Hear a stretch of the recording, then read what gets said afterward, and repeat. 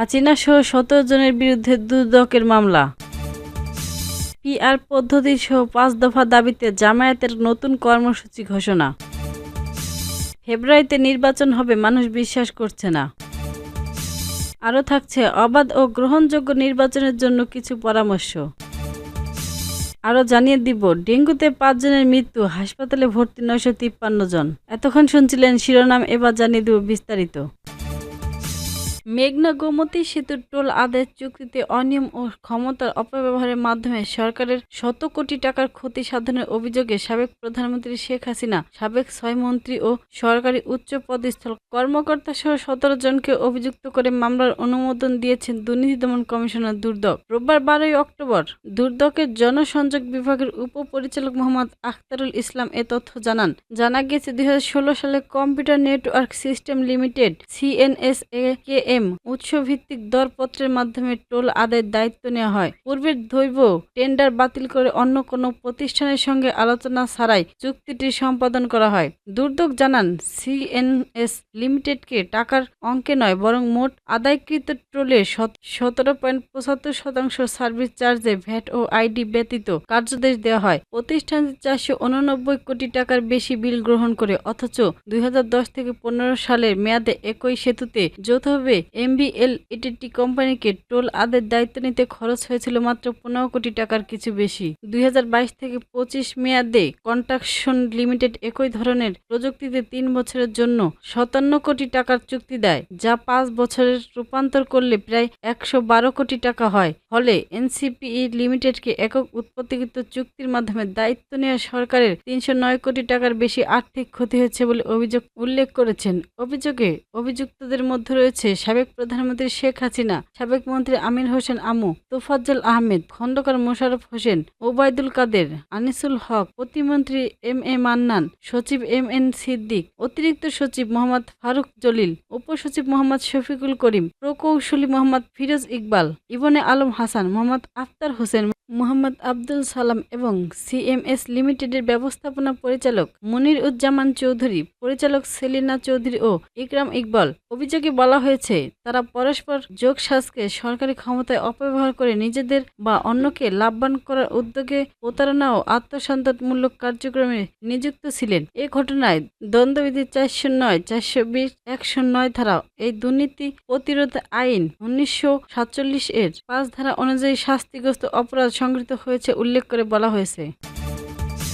PR পদ্ধতিকে জুলাই জাতীয় সনদের অন্তর্ভুক্ত করে গণভোটের দাবিসহ ৫ দফা দাবিতে তৃতীয়বারের মতো কর্মসূচি ঘোষণা করেছেন বাংলাদেশ জামায়াত ইসলামী। রবিবার ১২ অক্টোবর সংগঠনের সেক্রেটারি জেনারেল অধ্যাপক মিয়া গোলাম পাটোয়ার এক বিবৃতিতে এ তথ্য জানান। জামায়াতের ৫ দফা দাবি হচ্ছে, জুলাই জাতীয় সনদ বাস্তবায়ন আদেশের মাধ্যমে গণভোট প্রদান করে আগামী ফেব্রুয়ারিতে নির্বাচন আয়োজন করা। আগামী জাতীয় নির্বাচনে উভয় পক্ষে পিআর পদ্ধতিকে জুলাই জাতীয় সনদের অন্তর্ভুক্ত করে গণভোট প্রদান করা, অবাধ, সুষ্ঠু ও গ্রহণযোগ্য নির্বাচনের লক্ষ্য সকলের জন্য লেভেল প্লেটিং ফিল্ড নিশ্চিত করা, ফ্যাসিস্ট সরকারের সকল জুলুম, নির্যাতন, গণহত্যা ও দুর্নীতির বিচার দৃশ্যমান করা ও স্বৈরাচারের দোষর জাতীয় পার্টি এবং ১৪ দলের কার্যক্রম নিষিদ্ধ করা। বিবৃতিতে অধ্যাপক মিয়া গোলাম পাটোয়ার বলেন, ৫ দফা দাবির প্রেক্ষিতে গত ১ থেকে ৯ অক্টোবর পর্যন্ত সারা দেশে গণসংযোগ কর্মসূচি, ১০ অক্টোবর ঢাকা সহ সকল বিভাগের শহরে গণমিছিল এবং ১২ অক্টোবর জেলা প্রশাসকের নিকট স্মারকলিপি পেশের কর্মসূচি সফলভাবে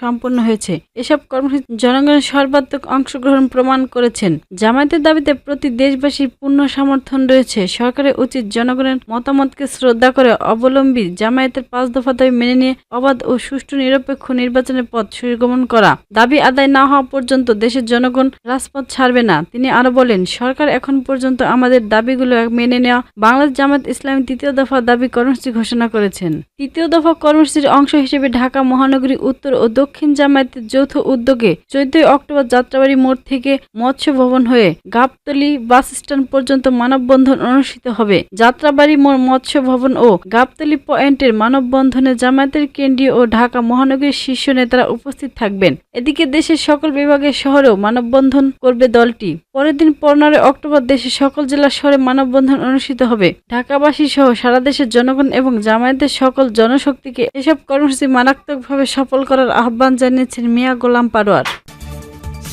জাতীয় পার্টির জাপা একাংশের চেয়ারম্যান আনিসুল ইসলাম মাহমুদ বলেছেন, প্রধান উপদেষ্টা ও উপদেষ্টারা বলেছেন ফেব্রুয়ারিতে নির্বাচন হবে। নির্বাচন হবে স্মরণকালের সর্বাধিক গ্রহণযোগ্য, নিরপেক্ষ, অবাধ ও সুষ্ঠু। কিন্তু বাস্তবে দেশের সাধারণ মানুষ তা বিশ্বাস করছে না। শনিবার রাজধানীর গুলশানের হাওলাদার টাওয়ারের জাতীয় যুব সংহতির কেন্দ্রীয় প্রতিনিধি সভায় আনিসুল ইসলাম মাহমুদ আরও বলেন, যেখানে যায় সেখানে রাজনীতিবিদ সহ সমাজের প্রতিনিধি ব্যক্তিরা প্রশ্ন করেন ফেব্রুয়ারিতে নির্বাচন হবে কিনা। এই প্রশ্নের বোঝা যায় নির্বাচনের সংশয় আছে। সংশয় প্রকাশ করে শেখ হাসিনার মন্ত্রিসভার সাবেক সদস্য আনিসুল ইসলাম বলেছেন, সরকারের তথ্য উপদেষ্টা বলেছেন প্রশাসনের সব পদ বিএনপি জামায়াত ভাগাভাগি করে নিয়েছেন।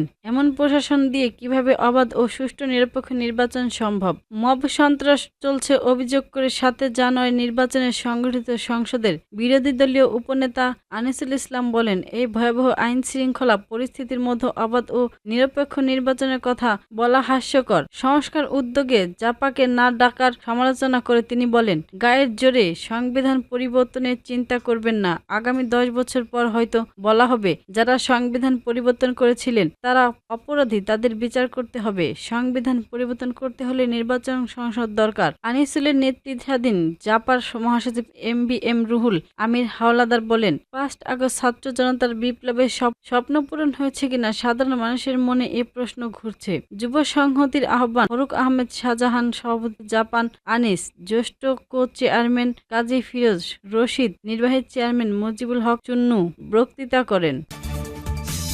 জাতীয় নির্বাচন আসন্ন, সবকিছু ঠিক থাকলে আগামী বছর ফেব্রুয়ারি মাসের প্রথমার্ধে অনুষ্ঠিত হবে ত্রয়োদশ জাতীয় সংসদ নির্বাচন। বিগত আওয়ামী লীগ সরকারের আমলে অনুষ্ঠিত দশম, একাদশ ও দ্বাদশ জাতীয় সংসদ নির্বাচন ছিল বাংলাদেশের রাজনৈতিক ইতিহাসে সবচেয়ে বিতর্কিত এবং সংকল্পিত নির্বাচন। এই ৩টি নির্বাচনে ভোটাররা তাদের ভোটাধিকার প্রয়োগ করতে পারেননি, ফলে সরকার গঠন তাদের কোনো ভূমিকা ছিল না। আওয়ামী লীগ সরকারের পতনের পেছনে অন্যতম উপলক্ষ হিসেবে এসব বিতর্কিত নির্বাচন বিশেষ ভূমিকা রেখেছে। আজ যাদের বয়স ৩৪ বছর তারা ১৮ বছর বয়স হওয়ার পর্যন্ত জাতীয় নির্বাচনে ভোটাধিকার প্রয়োগের জন্য যোগ্যতা অর্জন করেন, কিন্তু তাদের ভোট দিতে দেওয়া হয়নি। এ নিয়ে তাদের মধ্যে হতাশা ও ক্ষোভ রয়েছে। তারা অধীর আগ্রহের সঙ্গে অপেক্ষা করছেন আগামী জাতীয় সংসদ নির্বাচনে ভোটাধিকার প্রয়োগের জন্য। তবে সে নির্বাচন সুষ্ঠু ও গ্রহণযোগ্যভাবে অনুষ্ঠানের ক্ষেত্রে নানান সমস্যা রয়েছে, সেগুলো সমাধানের জন্য দ্রুত উদ্যোগ গ্রহণ করা জরুরি। এটি মহল নির্বাচন বানচাল করার জন্য সচেষ্টা করেছেন। নিদেন পক্ষে তারা নির্বাচনকে বিতর্কিত এবং প্রশ্নবিদ্ধ করতে চাইলে এটি প্রায় নিশ্চিত করেই বলা যেতে পারে। বিদ্যমান অবস্থায় জাতীয় সংসদ নির্বাচনের আগে লেভেল প্লেইং ফিল্ড কতটা তৈরি করা যাবে তা নিয়ে সংশয় রয়েছে। নির্বাচন সুষ্ঠুভাবে সম্পন্ন করার অন্যতম প্রধান শর্ত হচ্ছে সঠিক ও পূর্ণাঙ্গ ভোটার তালিকা। ভোটার তালিকায় কোনো ত্রুটি থাকলে নির্বাচন কোনো অবস্থাতে সুষ্ঠু হতে পারে না। প্রতিবার জাতীয় সংসদ নির্বাচনের আগে সরেজমিনে বাছাইপূর্বক বিদ্যমান ভোটার তালিকা হালনাগাদ করা হয়। এবার ভোটার তালিকা যাচাই করার জন্য নির্বাচন কমিশন থেকে উদ্যোগ নেওয়া হয়েছিল। ভোটার তালিকা যাচাইকারী দলের বাড়ি বাড়ি গিয়ে ভোটার তালিকা যাচাই করার কথা অভিযোগ করেন। ভোটার তালিকা যাচাইকারী অনেক ক্ষেত্রে বাড়ি বাড়ি না গিয়ে ভোটার তালিকা হালনাগাদ করেছেন। এই গাফিলতির কারণে ভোটার হওয়ার যোগ্য অনেকেই তালিকা থেকে বাদ পড়েছেন, আবার ভোটার তালিকা থেকে বাদ পড়ার যোগ্য অনেকেই তালিকায় রয়ে গেছেন। নির্বাচন কমিশন থেকে বলা হয়েছে যারা ভোটার তালিকায় থেকে বাদ পড়েছেন তারা নির্বাচন কমিশনের অফিসে গিয়ে তালিকায় নাম অন্তর্ভুক্ত করাতে পারবেন, কিন্তু বাংলাদেশের সামাজিক প্রেক্ষাপটে এটা কতটা বাস্তবসম্মত তা ভেবে দেখা প্রয়োজন। আমাদের দেশের মানুষ কি এতটা সচেতন হয়েছে যে তারা নির্বাচন কমিশন অফিসে গিয়ে ভোটার তালিকায় নাম অন্তর্ভুক্ত করাবেন? এতে যে সময় ব্যয় ও প্রতীক্ষা অনুসরণ করতে হয় অনেকেই পক্ষে তা সম্ভব হয় না। এখনো সময় আছে। পরিদর্শন কত বাড়ি বাড়ি পাঠিয়ে ভোটার তালিকা হালনাগাদ করার, ভোটার তালিকা ত্রুটিপূর্ণ রেখে কোনোভাবে সুষ্ঠু এবং গ্রহণযোগ্য নির্বাচন প্রত্যাশা করা যায় না। নির্বাচনে ভোটারদের বিশাল দায়িত্ব রয়েছে। দল অথবা মার্কা না দেখে ব্যক্তির চারিত্রিক বৈশিষ্ট্য দেখে ভোট দিতে হবে। আমরা যদি দলমতের উদ্যোগে উঠে সঠিক ব্যক্তিকে ভোট দিতে পারি তাহলে কেবল জাতীয় সংসদ আমাদের মনের মতো হতে পারে। ভোটারদের সমর্থন না পেলে একজন ব্যক্তির পক্ষে সংসদ সদস্য হওয়া সম্ভব নয়। আমাদের মনে রাখতে হবে জাতীয় সংসদ হচ্ছে এমন একটি পবিত্র স্থান যেখানে যোগ্যদেরই যাওয়া উচিত। নির্বাচনের আগে যে কোনো মূল্যেই হোক আইন শৃঙ্খলা পরিস্থিতি স্বাভাবিক করতে হবে। আইন প্রয়োগকারী সংস্থার কোনো বিতর্কিত কর্মকর্তা অথবা কর্মচারীকে নির্বাচন পরিচালনার দায়িত্ব দেওয়া হবে না। নির্বাচনে কোনো ধরনের কারচুরি করলে জাতিকে যে জন্য চরম মূল্য দিতে হবে। কালো টাকা ও পেশি শক্তির প্রভাবমুক্ত স্বচ্ছ নির্বাচন জাতিকে সঠিক পথে পরিচালনা করবে। সুষ্ঠু নির্বাচন ও গণতন্ত্রের একই যাত্রা শুভ হোক। গত ২৪ ঘণ্টায় শনিবার সকাল ৮টা থেকে রোববার সকাল ৮টা পর্যন্ত ডেঙ্গুতে ৫ জনের মৃত্যু হয়েছে। একই সময়ে আক্রান্ত হয়ে ৯৫৩ জন হাসপাতালে ভর্তি হয়েছেন। এ নিয়ে চলতি বছর ডেঙ্গুতে মৃত্যুর সংখ্যা বেড়ে ২৩০ জনে দাঁড়িয়েছেন। রবিবার ১২ই অক্টোবর স্বাস্থ্য অধিদপ্তরের হেলথ ইমার্জেন্সি অপারেশন সেন্টার ও কন্ট্রোল রুম থেকে পাঠানো সংবাদ বিজ্ঞপ্তিতে এসব তথ্য জানানো হয়।